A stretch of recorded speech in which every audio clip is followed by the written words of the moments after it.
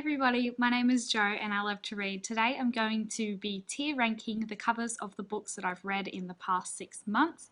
These are all going to be the covers based on the edition that I have read, and I have used a tier list from tiermaker.com. The different rankings that I've decided to create with my own tier template today are stunning, good, nice but inaccurate, average, and then finally terrible looking and / all terribly inaccurate. So one or the other or both, which I hope I don't come across both, but you never know. I think actually how many categories I could have thought up. I wanted to come up with like another one that was between average and terrible, but I really wanted to include nice but inaccurate because that is something that I think is important and not always super talked about. And I'm doing these covers videos because I really want to showcase more book covers, and I think it's a really easy way to talk about books and to discuss them in a way that's purely, or not purely since I've got like the inaccurate ones, but in a way that I don't see a lot of discussion on, and I love book covers.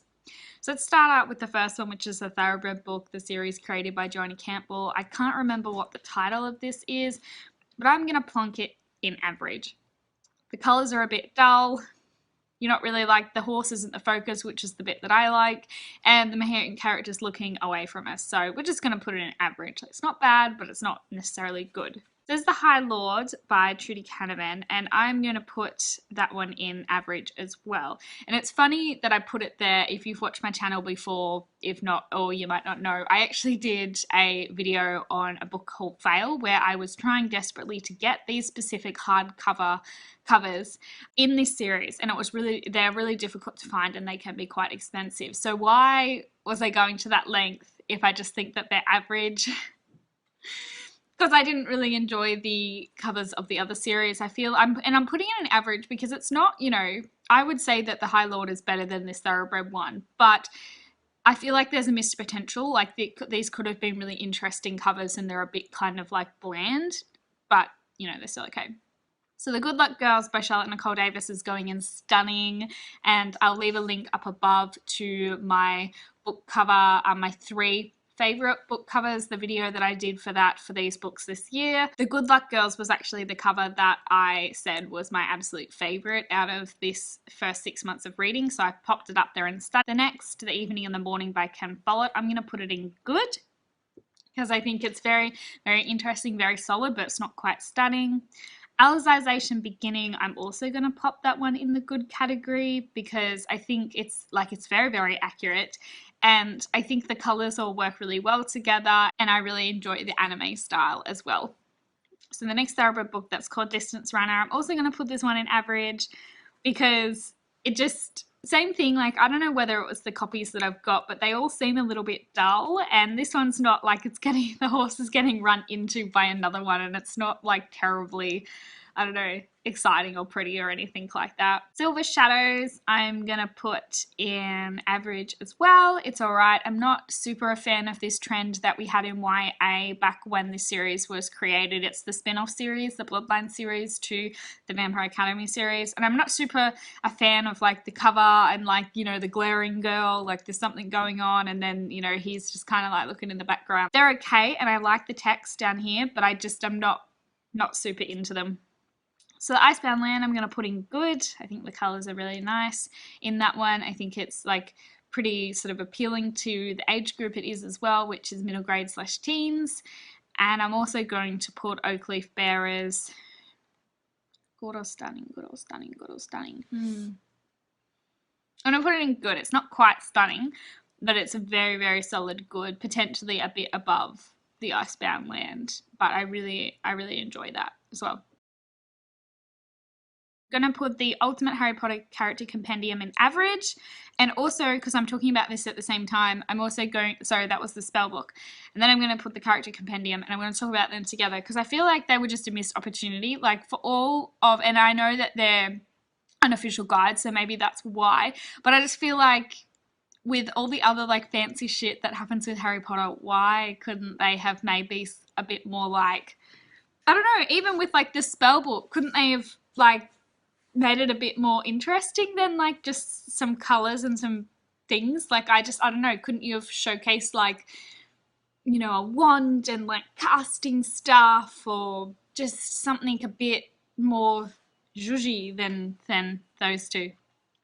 Then we've got Harry Potter: A History of Magic that I'm going to pop in the good category because it's got the Phoenix there and like some text and things like that. Or do I? Actually, I might change that. I'm going to put it in nice but inaccurate.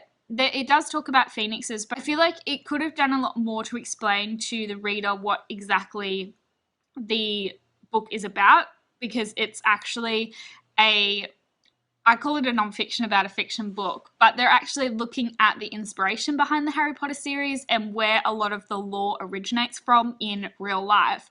And I feel like they could have done a lot more to showcase that to the audience, to actually make them realize what it's about, and to also show some of the cool stuff. Like they could have put this interesting text on the front that is like maybe like an illuminated manuscript or something, or like a potion or something. I don't know. I just feel like putting the phoenix there was a bit like cash grabby but not interesting. And then the fiery heart I'm gonna put in terrible, because this is where I feel like there should be a category in between average and terrible. I don't think it's inaccurate because there's a girl on the cover with blonde hair and a guy, and that's what it's about. I don't think it particularly tells you what it's about and showcases what the series is about. And I just don't like she just looks like, she doesn't look like the Sydney that I love, that is the main character. She just looks like a mopey, irritated girl, and I get that bad stuff is going on, but like these do nothing, these covers, like they do nothing for me. And maybe at this point they're arguing that Rochelle Mead is so famous that they don't necessarily need to do anything better, but I still just think that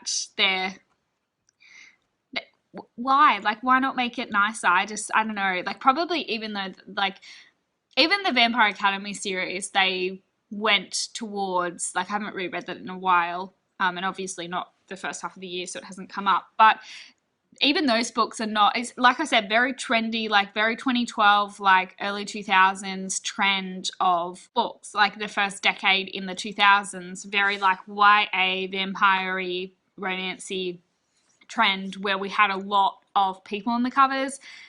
But like you don't even see anything cool, like see if they have any cool clothing and stuff, like it's just their faces, and I don't know. It's not very interesting. If I didn't know Rochelle Mead, I wouldn't pick up these books based on their covers. So that is it, everybody. That's my tier ranking of the books that I've read in the last 6 months. I'm hoping to make this one a regular appearance on my channel. Sorry that I keep knocking it. I'm at my dining table and it's real wobbly, so I'm sorry for that. But this has been fun. Did you enjoy this video?